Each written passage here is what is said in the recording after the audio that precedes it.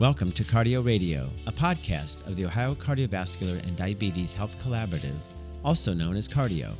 This is Dr. Michael Constant from the Case Western Reserve University School of Medicine, and I serve as the principal investigator for Cardio, a statewide network of Ohio's 7 medical schools. Cardio is funded by the Ohio Department of Medicaid and shares best practices to improve cardiovascular health, diabetes outcomes, and to eliminate health disparities in Ohio's Medicaid population.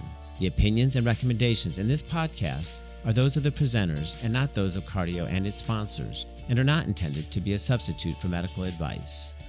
I hope you enjoyed today's podcast. Well, welcome everyone. I am Adam Przinski, Associate Professor of Medicine and Sociology at Case Western Reserve University. I am a member of Cardio's Team Best Practices, and I'm here today with my colleagues Autumn Glover and Amy Sheon to talk about the digital divide in health and specifically cardiovascular health. Dr. Amy Sheon is an adjunct associate professor in the School of Medicine at Case Western Reserve University.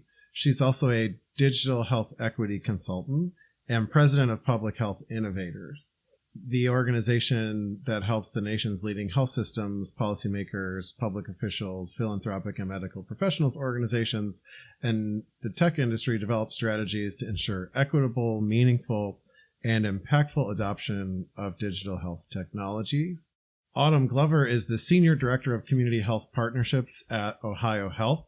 Autumn is passionate about solving problems at the intersection of race, place, and health. Recently, she partnered to create the Franklin County Digital Equity Coalition, which works to ensure that every resident in Central Ohio has affordable and effective broadband access, devices that they own, and digital skills to navigate the internet for work, education, telehealth, and social benefit. Today, we're here to talk about the importance of digital inclusion and equity for diabetes outcomes, discuss alternate approaches to digital inclusion partnerships between primary care and community-based organizations, and really just share an overview of ongoing actions and programs that are working to address the digital divide in diabetes care. So I'm also very excited to talk about this today as it's a topic of my own research, conducting projects here in Cleveland to help neighborhoods and communities get better connected and improve their health. So many thanks to both of you, Amy and Autumn, for being here. And we'll be excited to hear your thoughts today. Thanks, Adam. Thanks for having us. So to begin, there are a number of digital technologies that many folks think are helpful for persons with diabetes. I'm sure both of you can think of many examples. I'll give just a few. Telehealth, video visits, using that patient portal to receive your lab tests, remote monitoring, sending your blood pressure in, refilling a prescription, scheduling an appointment. There are so many interesting and exciting ways that folks can use digital health tools to maintain their health when they have diabetes. At the same time, when folks are digitally disconnected, these tools may not be accessible to them, or they might struggle to, some diabetes patients might struggle to use these tools. And so I'm wondering if you guys could just give us an overview of what the major challenges are in digital inclusion more broadly, and as they affect people with diabetes. So Autumn, I wonder if you could start us off. Sure. And thank you so much for the question. I think the other thing I would add too, just about ways patients and people with diabetes or even in managing other chronic diseases can use the internet generally is just to find resources. So when we think about how patients are being given guidance from their providers to manage their disease, there are many programs. At Ohio Health, we have a longstanding program called Engage that is really around patient empowerment.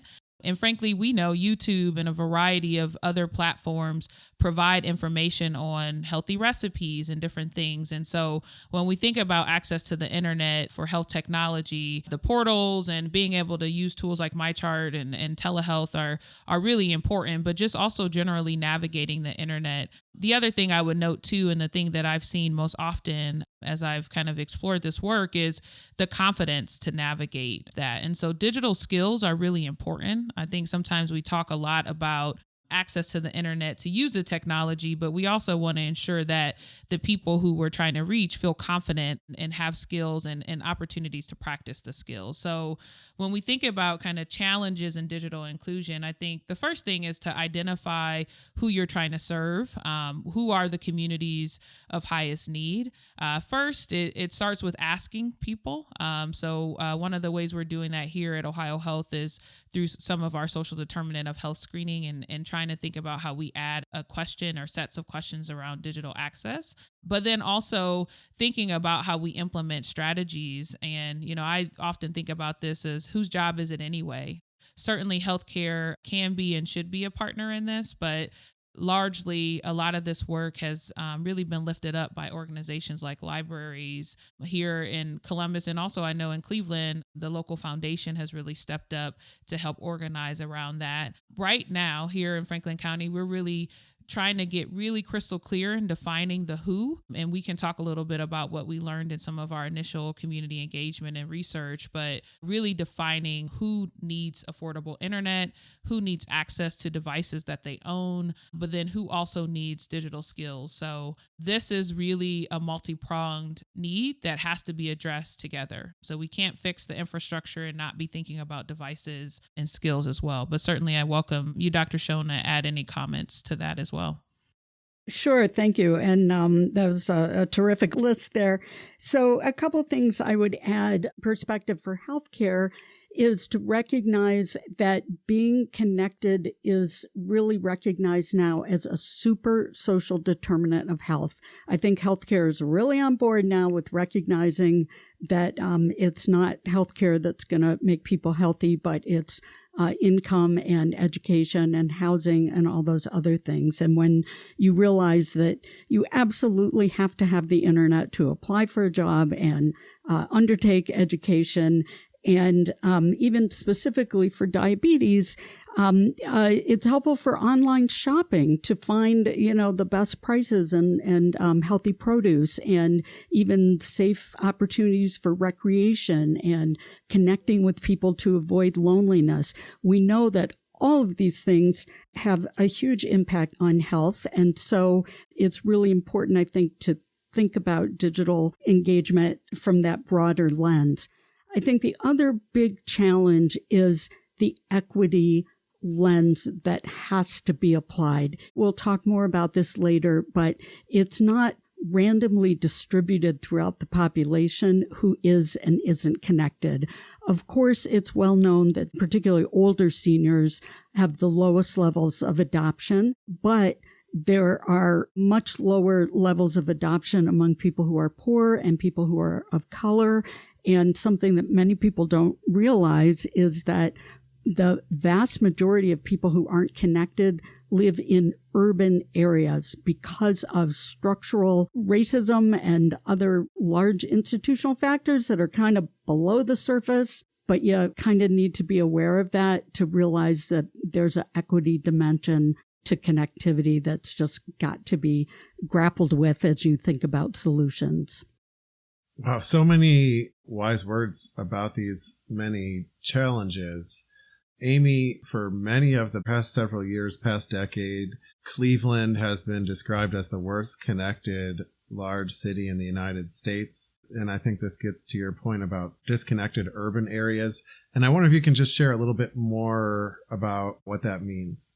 Sure. And let's be honest about the history here. And that came, at least a big part of my involvement, from a paper published by Adam Przinsky and others that was among the very first to look at disparities in use of patient portals for the entire health system population. So back then, 6-8 years ago, people were really just starting to think about medical record data as population health data. And so not only did your study find that there were big gaps in who was using the portal by age, but also sorts of payment for healthcare, people on Medicaid had much lower levels of adoption.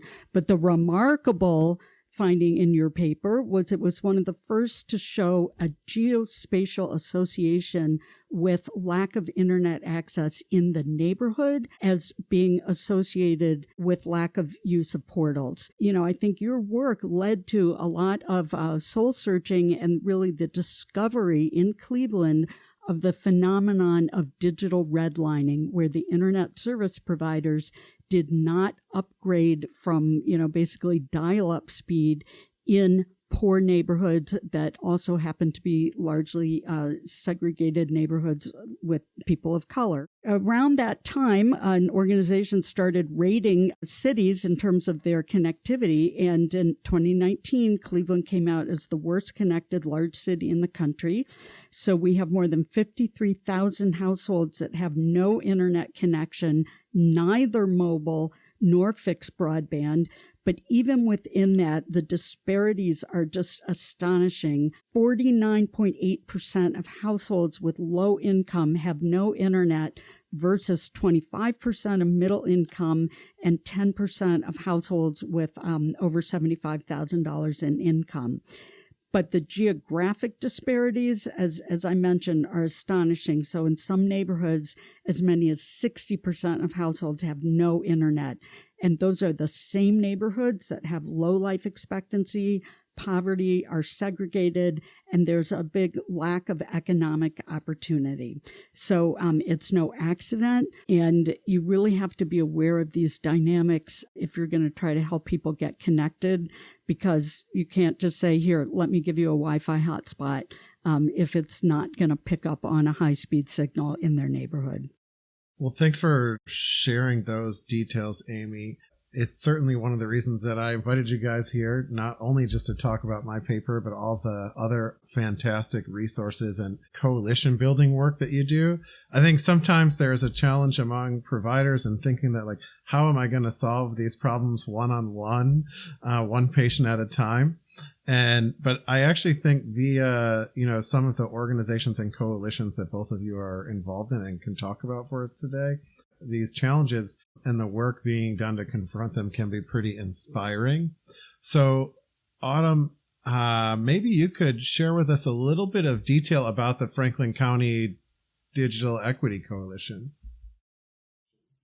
Wonderful. Thank you. I can talk about this all day. I'll remind you to kind of really think back to March, April 2020, really the beginning of the pandemic, and a time that we all thought we would return to some level of normalcy. And our listening audience, I'm using air quotes around normalcy because I think any suggestion that pre-pandemic normalcy will soon settle in, all of our everyday function and activities will return to air quotes normal, we've since learned is probably not true. And a lot of these activities, including telehealth, will remain online. And really what we're thinking about in Franklin County is low income and other users from vulnerable backgrounds, as Amy mentioned. The same lines of redlining of decades of structural racism in Columbus and other communities across the nation are really a direct correlation to digital exclusion in our community. So again, in March of 2020, really an informal group of Franklin County organizations really started to meet virtually. At the beginning of it, we were just the Wednesday 8 a.m. meeting, and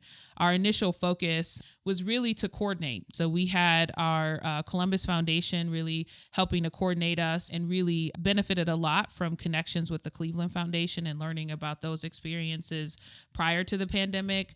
Our regional planning corporation as well, MCRP, our libraries, our school systems, the government. And at the time, I actually was leading a nonprofit affiliate of Ohio State called PACT. So I was working for 10 years in community development. And so we all started meeting informally. The initial thought was that we would really, one, seek to understand what the current state was in Columbus and Franklin County, but two, largely focused on education. So at the time, our school district, Columbus City Schools, which is the largest school district in the state, had moved virtually early and largely had not been using virtual tools with their family. So the kids were not ready. And so as a community, we really came together to make sure there were enough devices for every child, that their families had hotspots and internet provision. But for people like me and some of our other nonprofit leaders, we quickly recognized that this was more than education and a need for the internet for education, but quickly understood that we were talking about households that were living without the internet. And I can say personally, the community that I was working in, the Near East Side of Columbus, an urban core neighborhood just east of I-71, very adjacent to downtown. In fact, wedged in between a growing downtown Columbus and the richest inner ring suburb here in Central Ohio, was one of those very disconnected communities. And so what we really came together is to just really understand first. And so the Columbus Foundation made an investment to do an assessment of our community, and similar to what Amy came up with in terms of the disparities and what she shared in Cleveland were very similar here in Columbus. And so what we knew very quickly was that we didn't have necessarily an infrastructure problem. We had an affordability problem first. And so when we talk about those lines of equity for us in Central Ohio, it's both an income disparity and a racial disparity when we talk about lack of access. And so we quickly mobilized to think about what we could do about it. Knowing that infrastructure wasn't our greatest barrier, we felt a lot more emboldened that we could do this. And so, and we still do believe that we can do this. And our vision is really cast around continuing to leverage this coordination across our community in collaboration to really think through what it looks like to make sure that every single Franklin County resident has access to affordable internet, devices that they own, and digital skills and training, as well as technical support to really navigate. So our coalition continues to meet and continues to evolve our strategy. We actually just celebrated the launch of our second internet pilot. So we identified in our assessment early on those urban core neighborhoods that were most disconnected, one of which is the Near East Side. So the community I was working in, we launched an internet pilot, giving residents in that community free internet for a year to test. And I think the one thing too that's really important to me as a community development person in healthcare is that we know that our families and our patients need this access, but they may not know that. So some of the work that we did very early on and continue to do is engaging the patients in the community very directly and asking them.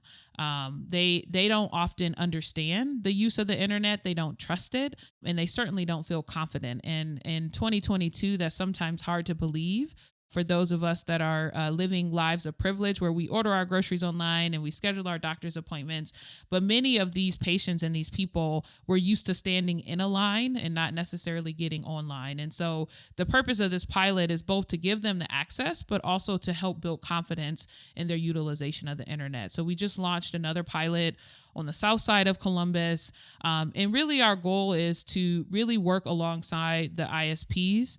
You know, we're giving them a chance, right? But we really want to make sure at the community level that everybody has access to the internet and that we're doing it in a coordinated fashion. So here in Central Ohio, we're not segmenting the work. And I think that's really important. It's all of our work. So it's government, it's nonprofit, it's social sector, it's the business community as well. And in healthcare, I think we're just starting to step into what our role is and how our role stretches beyond just telehealth. So I think the power of coalitions have been proven here in Ohio. There are coalitions in other parts of the country. We've collaborated with colleagues in San Antonio and Chattanooga, in Portland, all across the country to really understand in St. Louis, the players. And a lot of the coalitions include libraries. So if you're in a community where you're not sure where to start, you may want to start with your library. So we're really proud of the momentum of our work. We're also coordinating the investment. And so one thing that we've learned is that from an advocacy perspective, the funding of this work at the local, the state, and the federal level is not yet very well coordinated. And that's a really powerful role for the coalition to play to make sure that we're all singing from the same choir sheet and really serving people who need us most. That is awesome. I think I thought I knew some things about what was going on in Columbus, but now I'm like, wow. It's pretty inspiring stuff that's happening. Amy, I wonder if you could take a few minutes and talk about some of the parallel happenings here in the Cleveland area and share what's new in this region. Sure. And there are definitely some similarities. Even before the pandemic, there was concern about digital equity, particularly by the Cleveland Foundation. That's really a phenomenal local partner. Once the pandemic hit, they assembled a fund of like $3 or $4 million and then very quickly assembled a Greater Cleveland Digital Equity Coalition, where the focus really was on kids, getting kids connected for schools. And then they started expanding and were addressing the needs of seniors in particular, and then a focus on job readiness, so helping people use the internet for employment purposes. So a few of us who were active in the health space realized that we really had an important opportunity to bring together a health subcommittee of the Cleveland Digital Equity Coalition. Now, we started by focusing on screening because one of our local institutions was one of the first to start universally screening patients or screening large groups of patients for their digital connectivity. However, most of that screening went through MyChart. So patients who weren't connected weren't getting screened. And so the numbers that were showing up as needing connectivity were way lower than those, pretty alarming disconnectivity numbers that I noted earlier. So we actually got the health systems together and said, well, let's come up with a common set of questions that all of the health systems will use the same one so that we can really try to get population-based information. And then the next thing we tackled was referrals. So we have at least 2 of our 3 local health systems are using the Unite Ohio platform for social determinant of health, social need referrals. And so we worked with that group to really build out the connections to community organizations that help people get connected. And so now the healthcare systems can screen people and then, kind of with the click of a button, put them in this referral system where a message will get sent to a community organization that such and such patient needs to get connected. That's the kind of thing that we've been doing. But I really want to kind of challenge health systems with the perspective that right away when the pandemic started, schools recognized that if they didn't get students connected, they were not going to be able to deliver their product. And healthcare has been much slower. They are still, by and large, in the, this is not our problem, this is not what we do. But as everything has moved toward digital, now we're in the situation where healthcare, if they're not trying to fix the connectivity problem of their patients, is accepting giving substandard care to patients. And I don't think that's where healthcare wants to be. So joining these coalitions, all of our local health systems actually got involved with infrastructure by allowing antennas, for example, to be put on their roofs and using a lot of the new fixed wireless technology that's available to bring signal to the underserved urban areas in particular. That's one great place for health systems.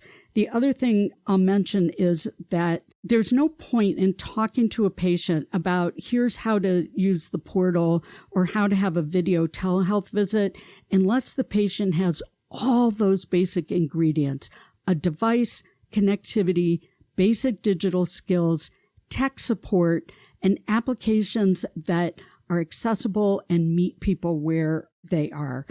So I just want to mention there's a phenomenal organization called the National Digital Inclusion Alliance that pulls together all these organizations across the country, supports the building of coalitions, and is supporting the digital navigator model that I think we're going to talk about as soon as I stop talking, which is really a great opportunity for healthcare. So I will stop there.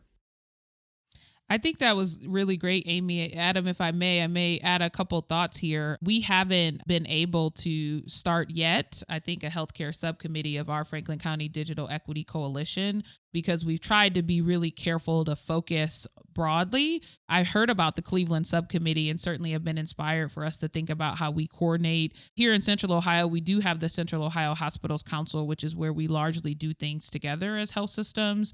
It's how we respond collectively to our community health needs assessments, focus on issues like infant mortality and diabetes. And so I really am inspired about the notion that we could do that in a coordinated way. One of the things, too, that I think healthcare institutions should think about, and it's something that we're piloting in the area that I lead with our community health, is that SDOH screening. So adding a question around digital access and asking patients.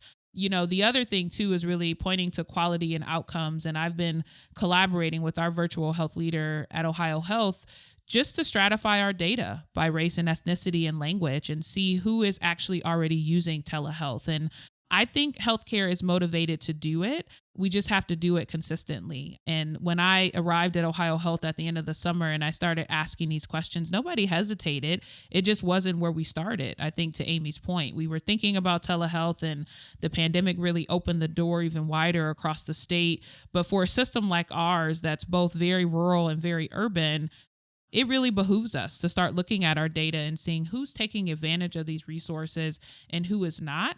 And the final thing that I'll note, because it's not just us, it's also the business community, but as a healthcare organization, we're also thinking about how we can repurpose devices that we're no longer using. So we often refresh our computers much sooner than their useful life. And so organizations like PCs for People up in Cleveland, we've been using them here in Columbus as well. And Ohio Health, even from a sustainability perspective, we're considering, how do we get these devices in the hands of the right people? We don't want to give people devices that won't be useful for them long term. So really being thoughtful about what the devices could be that we could donate to be refurbished. And I think there's something for us to do all along the path of creating digital inclusion in our community, whether it's donating devices, supporting our patients, frankly, supporting the community-based organizations. And I always say, let the CBOs lead. Those community-based organizations are already on the front lines of supporting our patients in other dimensions of their social determinants. And so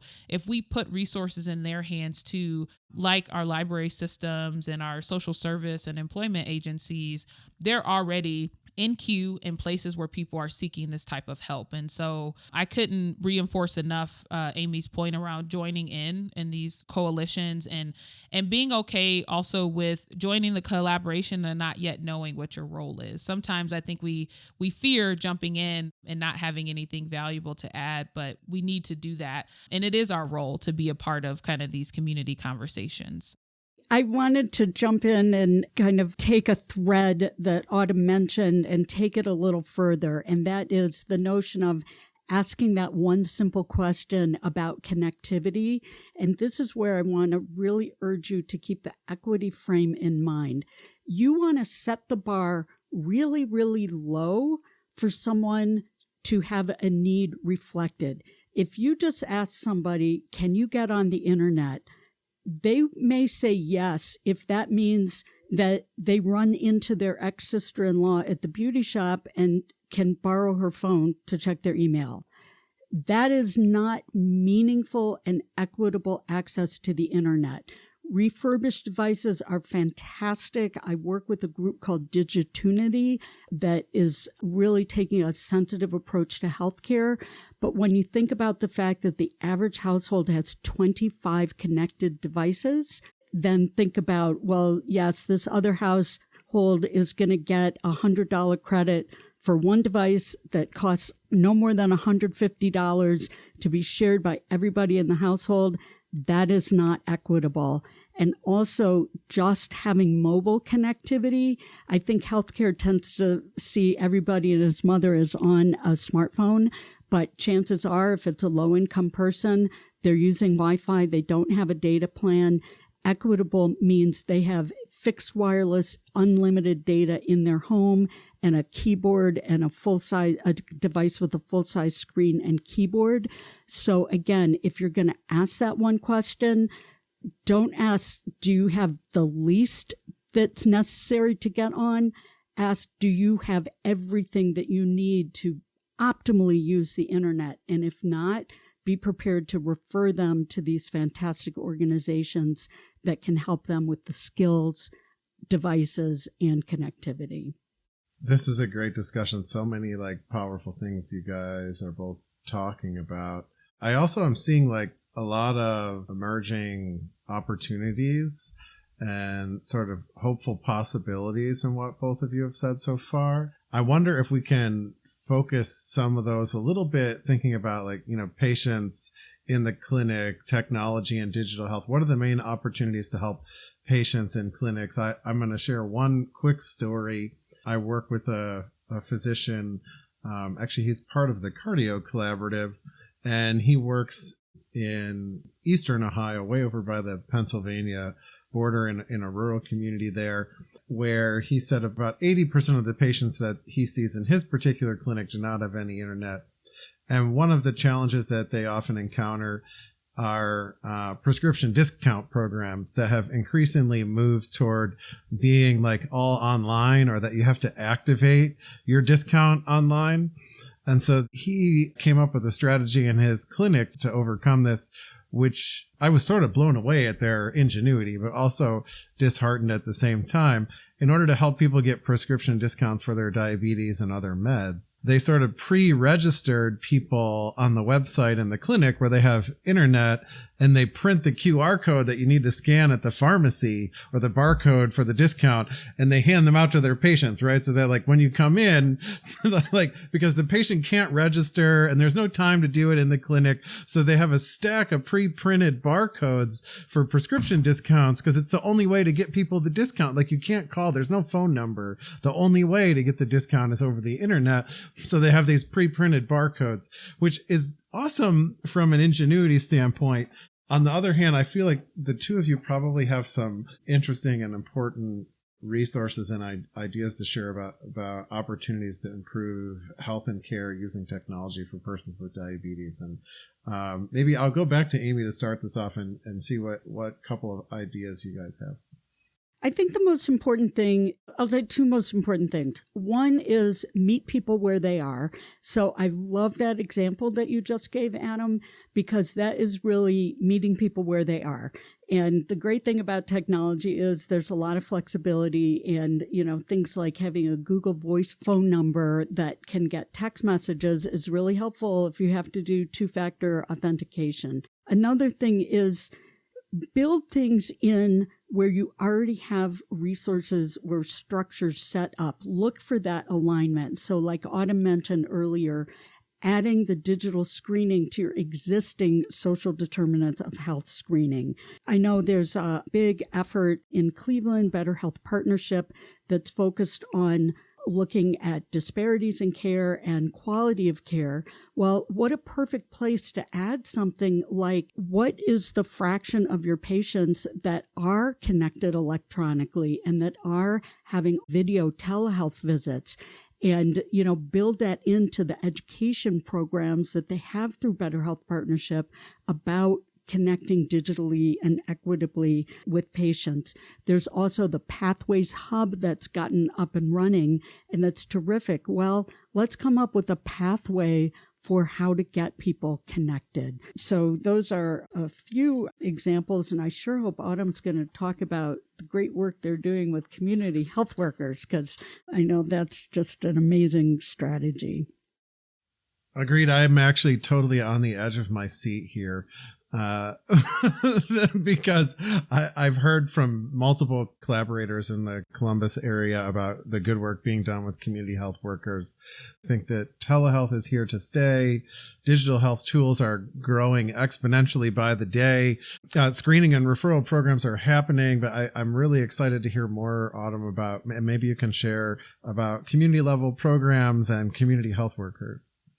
Absolutely. So I think a couple quick thoughts, the example you shared, Adam, kind of really pairs something that our team does here in Columbus. And at Ohio Health, where we are actually about to launch a referral program for the food bank. And believe it or not, even though food banks and food pantries, and we have a market model here in Central Ohio where people who are taking advantage of food pantry services actually get to shop in a market that looks like a traditional grocery store, but they are de-identified in referrals. So they get something that's like a member card, a Kroger card, if you will. But to be able to print that out to scan it into the store is a barrier. So even not just having the internet to register for it and verify your eligibility, but even having access to a printer, which is a whole other gamut of problem that we will solve later. And we're so grateful for our public libraries. But our team does a very similar thing when we make referrals to an organization called Charitable Pharmacy, where our patients won't have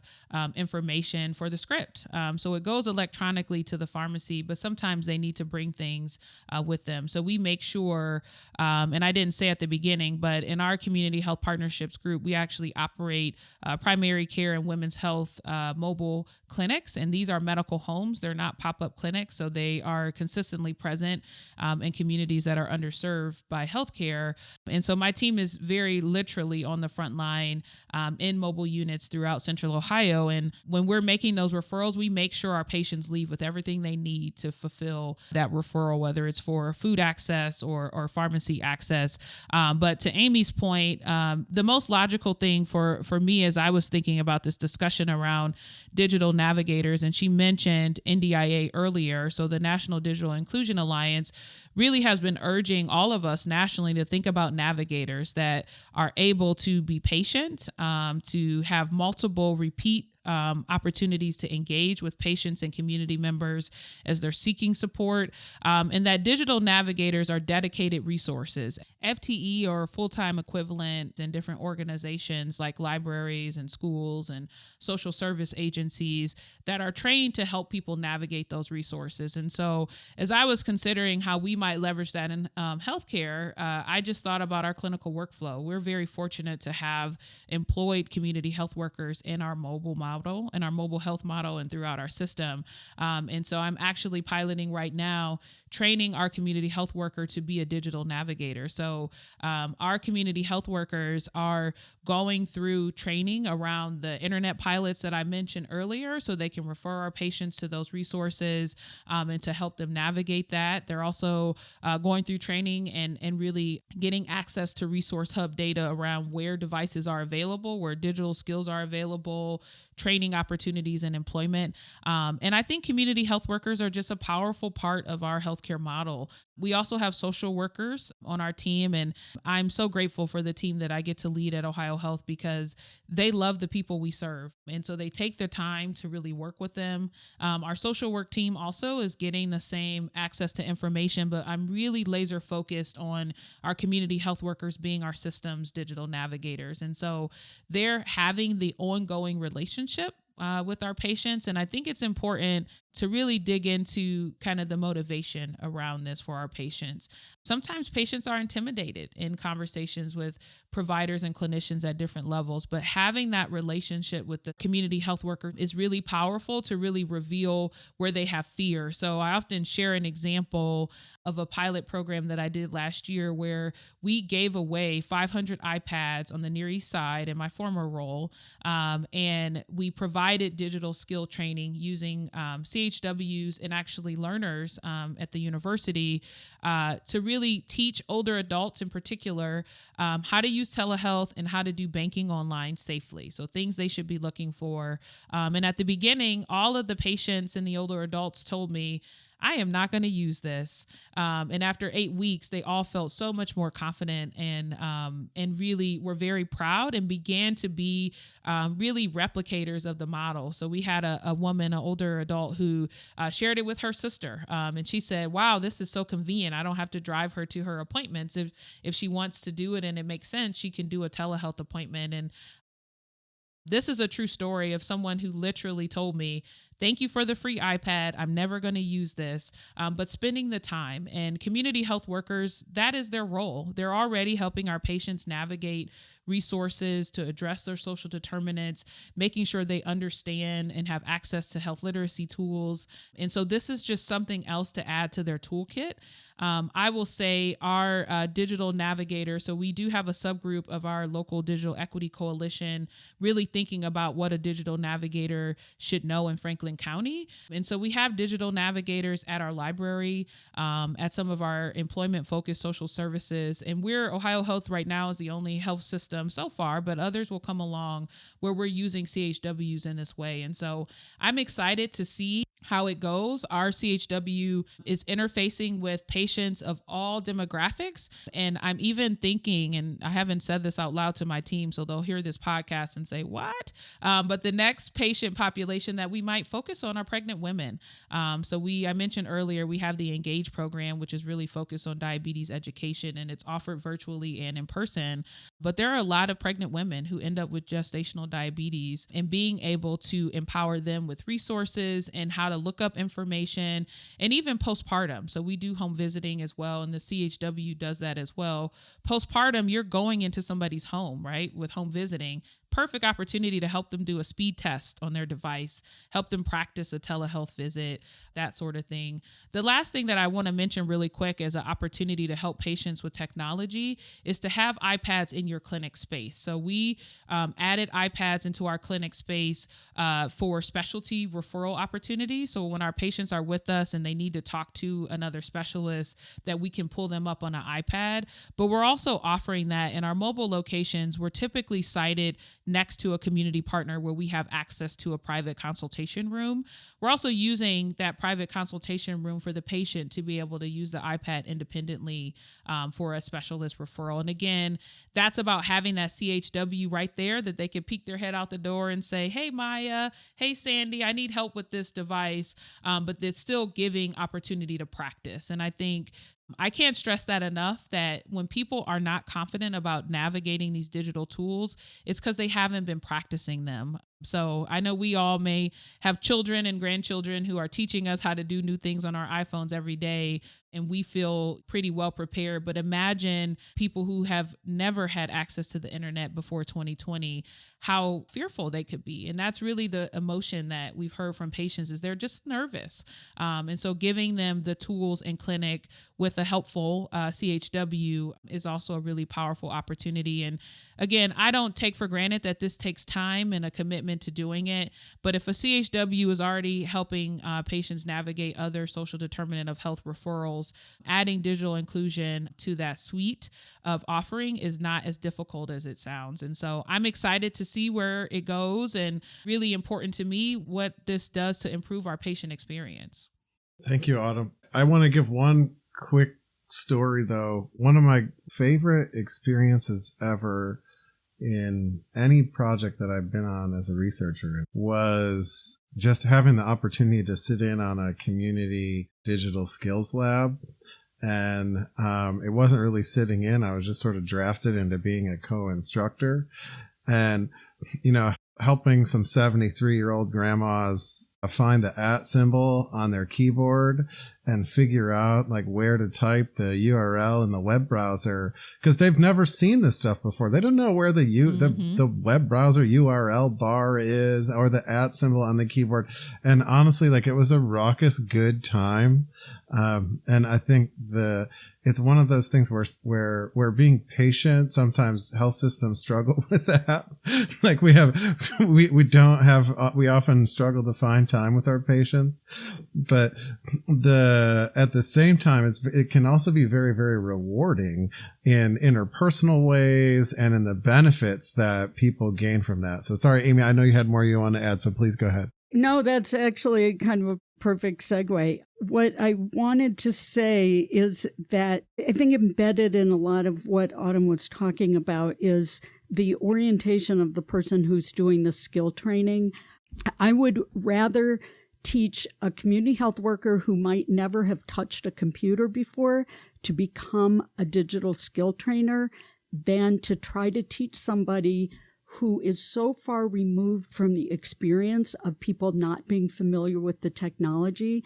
If you've had an iPhone for 15 years, 10 years, you just really can't even remember what it means to not know what a URL is, to not know what a character in a password is, right? And so community health workers, I think, just sort of have the right stuff.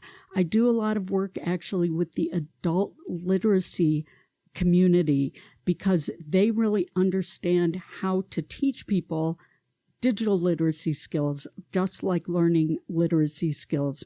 I think it's important to be very mindful and intentional about how you set these things up. And the last thing I want to refer you to is the Digital Medicine Society Data Collaborative Community is about to launch a suite of tools that are intended to help healthcare roll out digital health tools in an inclusive way.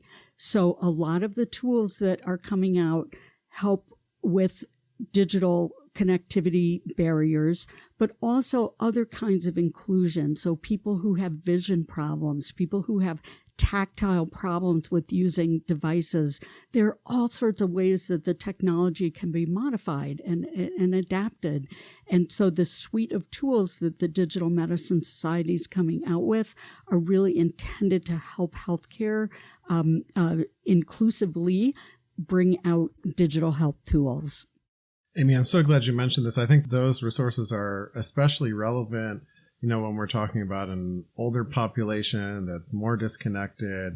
Persons who have diabetes often have co-occurring other conditions and disabilities. Mobility and sight impairments are two of the big ones that some of those folks face. I'm so glad that you mentioned that. So, this is really excellent information that the two of you have provided. And I have a question for both of you. What are the most important resources for healthcare providers here in Ohio who are right now working to get their patients connected to the internet and improve their digital skills? I would start with partnerships with community digital inclusion organizations. So keep in mind, these are groups that have been working for 20 years to get people connected to the internet and to use it in a meaningful way. The National Digital Inclusion Alliance has a directory of local affiliates that can help with that. There are also some national groups like North Star Digital Literacy. I've just worked with them on a set of digital competencies for using telehealth. And these resources are available free and on the web.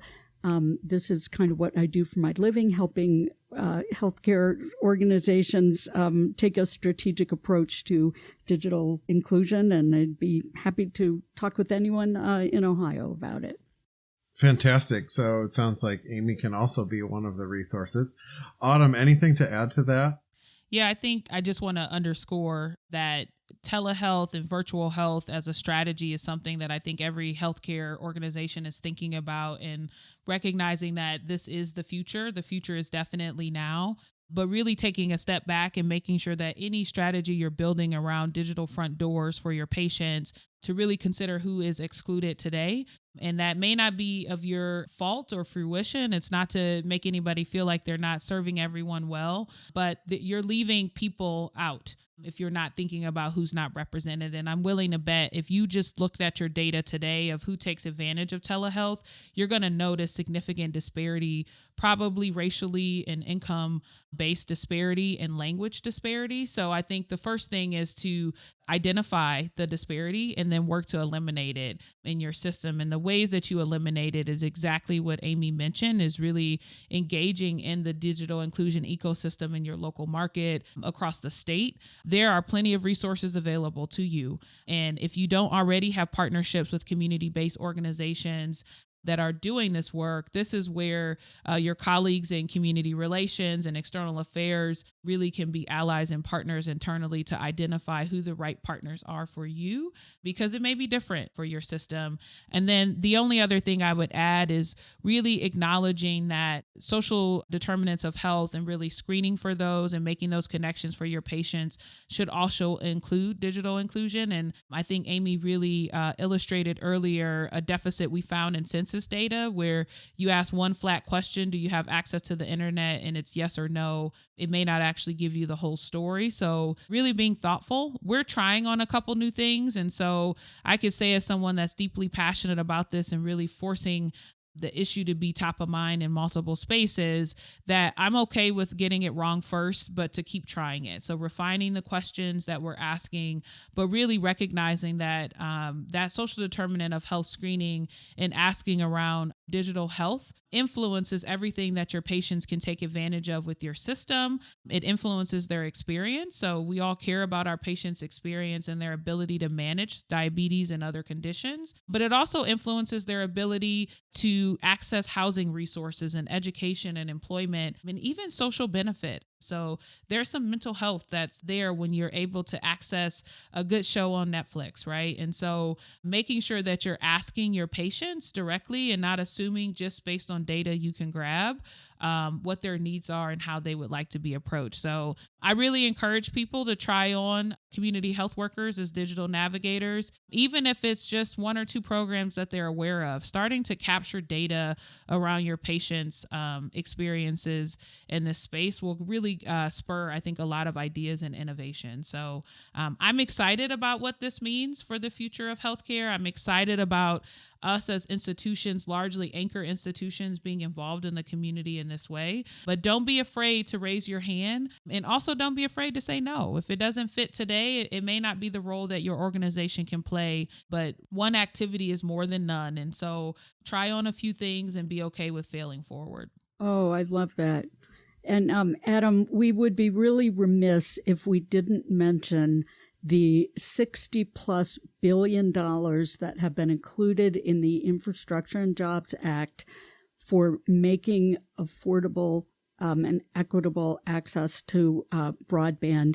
And for the first time, there's money in there for outreach to help people get connected and for digital literacy training. Thanks again to our friends at the National Digital Inclusion Alliance who wrote the Digital Equity Act. So there's money out there for the first time. So it's worth it to screen because there's something you can do about it.